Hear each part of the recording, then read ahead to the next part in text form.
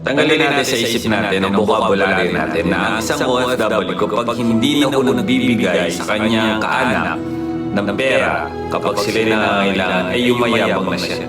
Tandaan niyo po, natututo lang kami kung paano magpahalaga sa aming kinikita.